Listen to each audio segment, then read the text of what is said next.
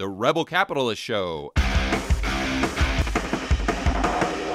From the position of a money market fund, if they've got, let's say, $1 billion, what are their options? And then let's try to think through what would prompt them to use reverse repo opposed to or instead of some of those other options they have. So you're a money market fund manager. You've got $1 billion. What are your options? Okay, so since we're getting into the weeds in this, I'll be a bit more specific. So in the money market fund space, broadly speaking, there's two types of funds. Okay. There's called prime funds, who can invest in assets that have credit risk, and there are government funds, and then there are also treasury funds. Okay, so let's say three types, and this is by the SEC's classification. The prime funds, they can invest in, let's say, bank deposits, right? So they can actually lend to a bank a CD. They would like to do, they do that. So the government money market funds can only invest in credit risk-free stuff. However, that includes more than treasuries. That also includes agency debt. So if Fannie Mae issued some debt, they could buy that as well. Now, Fannie Mae isn't part of the government, but because people believe it's backed by the government, it's credit risk-free. So they can buy that as well. Okay. And then you have the treasury funds, and they can either only do treasury, buy treasuries, or do treasury-backed repo. Within that, there's also a small subset called treasury only. They're like ultra pure, and they can only buy bills, only bills, not even treasury repo. That's too dangerous for them. And so also, they can buy. I just want to be very specific. They can actually buy treasuries, or they can execute a repo or lend out cash as long as they get those treasuries as collateral. Okay. So the treasury money market funds can only buy treasuries or lend money back with treasury securities. Okay. Within a small subset of the treasury only fund, of the treasury group, is a type of fund called the treasury only fund. They won't even lend money and take treasury collateral. That's too risky for them because they don't want to have the counterparty risk. They can only buy treasuries, which basically means they can only buy bills. And they are part of the reason why bills trade so much below the RPSO, because these people, they got to buy them. They're not big, but they matter as well. So if you're looking at the prime funds, their options are basically anything in the money market space, which is to say anything that matures within 397 days. So they can do repo backed against, treasuries or agencies. You can buy CDs, so they can buy certificates of deposits. They could do like a term deposit. They can also buy treasury bills, things like that. So that's actually in practice what they do. And they can also invest in the RRP, of course. The truth is that the extra yield that you get from, let's say, lending to a bank, which is what you do if you buy a CD, isn't that great because the banks don't really need that money either. So the prime funds don't offer a whole lot of extra return compared to the government funds, and they're kind of a dying breed. So like before 2016, I think the prime funds had about around $2 trillion. And then something called money market fund reform happened. And money market reform, what that is that it basically meant it is basically a new set of rules to try to make the prime funds safer. So prime fund is kind of like a bank, if you think about it. You put money into the prime fund, which you think you can withdraw anytime you want. But the prime fund is investing in assets that have some credit risk. So there is some possibility that you go and you ask for your money back and it's not there. That's what happened during Lehman. One big prime fund invested in Lehman Brothers, lost a whole bunch of money. Everyone was scared. All his investors were scared, and they tried to get money out. So, that was a classic bank run situation. So the prime fund had to sell its assets to get the money to repay its investors, and that resulted in, because they were selling at fire sale prices, it resulted in losses, and so it was kind of a classic bank run situation. Now, in order to prevent that from happening again, money market fund reform said that prime funds have the option of gating redemptions. So that means that if you're an investor in a prime fund and you want your money out, the prime fund can say, no, sorry, can't give you your money back. Okay. So that was intent. So from the policymaker thinks that, hey, if we do this, then there won't be any panic. There won't be any panic, right? So we can shut the redemptions down so everyone cools their head and things get better, and then there's no more panic. So that's what they're thinking. What actually happened is that all the investors saw that the prime funds would have these redemption gates, and they're like, oh my, that means that when I need my money the most, I won't be able to get it. Exactly. That's a deal breaker, right? Because if you're an investor in a prime fund, you have sometimes you have investors too. If I'm a big hedge fund, I have extra cash, I put it in a prime fund. Right. Now, if something happens in the markets, hedge funds investors, I'm a hedge fund, my investors want their money back. So I go and try to get my money out of the prime fund. If the prime fund says you can't get your money out, then I'm stuck. I have to go and try to fire sell assets, then I'm in trouble.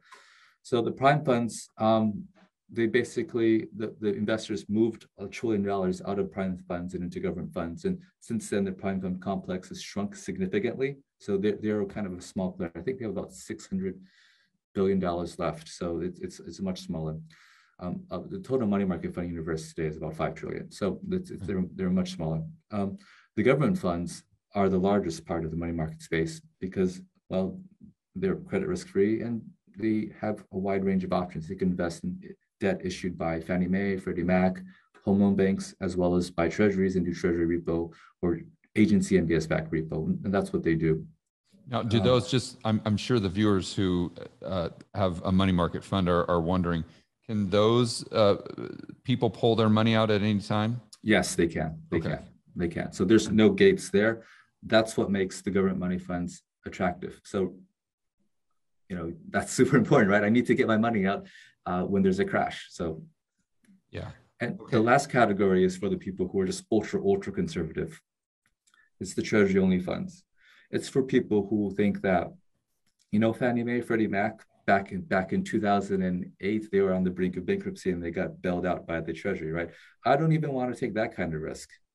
Now, to be clear, it's been proved that the federal government will back Fannie Mae and Freddie Mac, so their debt is basically risk-free. But if you want to be uber cautious, then you can just invest in the Treasury funds because they only invest in United States obligations.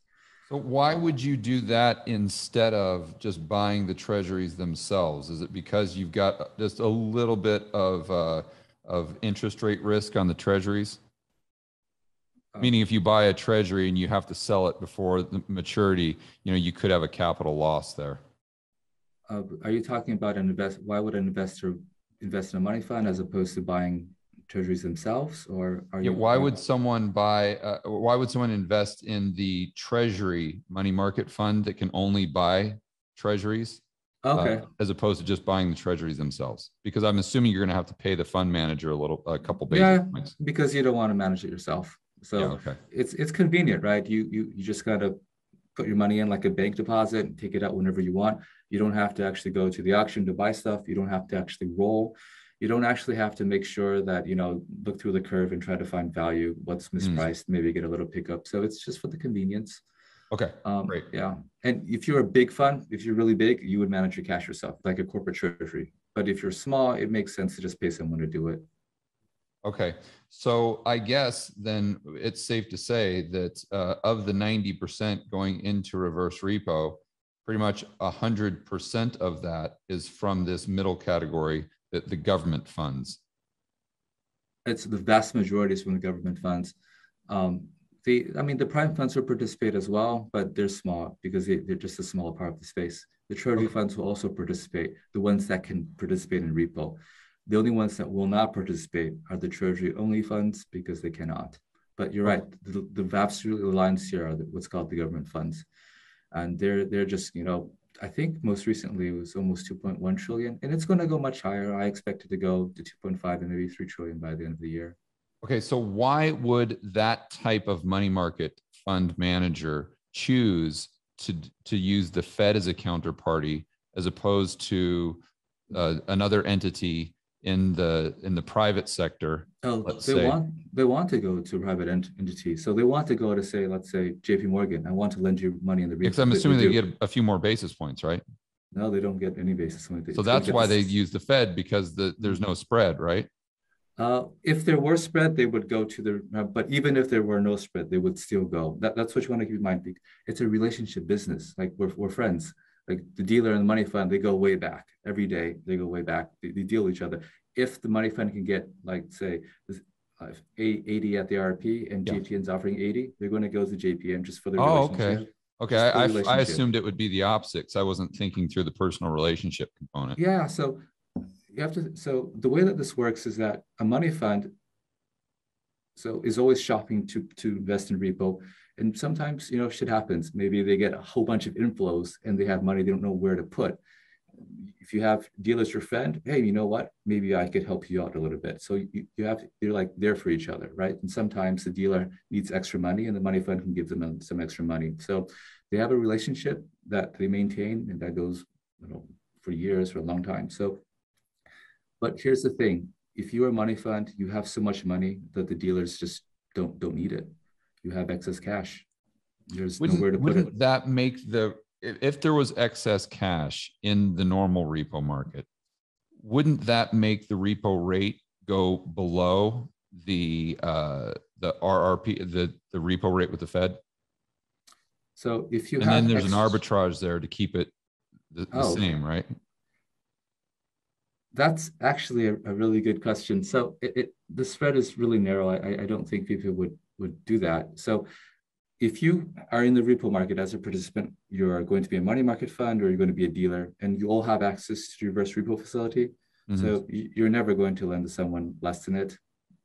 If you're very unfortunate, you don't have access to it somehow, and let's say you're a small dealer or maybe a small money market fund and you're lending below, you're right. In theory, someone could borrow that money and lend it into the RP.